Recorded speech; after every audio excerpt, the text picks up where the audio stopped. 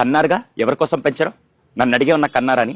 చాలా మంది యువత అమ్మా నాన్నని మాటలతో దూషిస్తూ ఉంటే, అరే ఇటువంటి వాడిన 9 నెలలు కడుపులో పెట్టి పెంచింది, ఇటువంటి వాడి కోసం ఇన్ని త్యాగాలు చేసిందని అటు తల్లిదండ్రులు ఇద్దరు ఏడుపులు మా కౌన్సిలింగ్ రూమ్ లో మేము చూస్తున్నామండి. నేను గనక డబ్బుండే కుటుంబంలో పుట్టుంటే నా తలరాత బాగుండేది సార్, ఈ పేద కుటుంబంలో పుట్టిన దరిద్రం ఇలా ఉందని చెప్పి చాలా మంది యువత అనుకుంటూ ఉంటే వాళ్ళందరికీ ఒకే విషయం చెప్తానండి. ఒకవేళ నువ్వు డబ్బుండే కుటుంబంలో పుట్టుంటే నువ్వు ఏదైనా సాధించినా కూడా ఆ క్రెడిట్ అమ్మా నాన్న వల్ల నీకు వచ్చిందంటారు.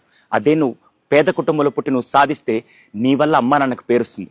దానికి బెస్ట్ ఎగ్జాంపుల్ నేనేనండి. 8th క్లాస్లో ఉన్నప్పుడు మా నాన్నగారు చనిపోతే కుటుంబంతో రోడ్డు మీదకి వచ్చినప్పుడు మాకు రెండే 2 ఆప్షన్ ఉన్నాయి. ఒకటి, ఏ చిన్న పనికి వెళ్ళిపోయి అక్కడ పని చేసుకుంటూ బతికేసి చదువు ఆపేసి ఉంటే ఈ రోజు నేను ఏ పొజిషన్లో ఉండడం నాకు తెలియదండి.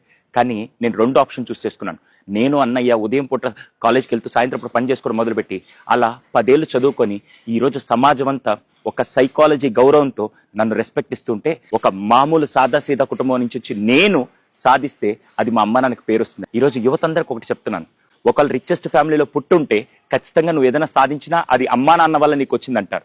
కానీ అదే పేద కుటుంబంలో పుట్టి నీ తలరాతను నువ్వు మార్చుకొని నువ్వేదన్నా చదివి సాధించిన రోజు మీ అమ్మా నాన్నకి నీ వల్ల పేరు వస్తుందండి. నాకు తెలిసి అదే నీ క్రెడిట్ అండి. దయచేసి వాళ్ళేం చేశారు కాదు, నువ్వు వాళ్ళ కోసం ఏం చేస్తున్నదే అదే నీ లైఫ్ని డిజైన్ చేస్తుందండి. సో దీని మీద మీ ఒపీనియన్ ఏంటో కింద కామెంట్ సెక్షన్లో తెలియజేయండి. వీలైనంత మంది యువతకి ఇది షేర్ చేయండి.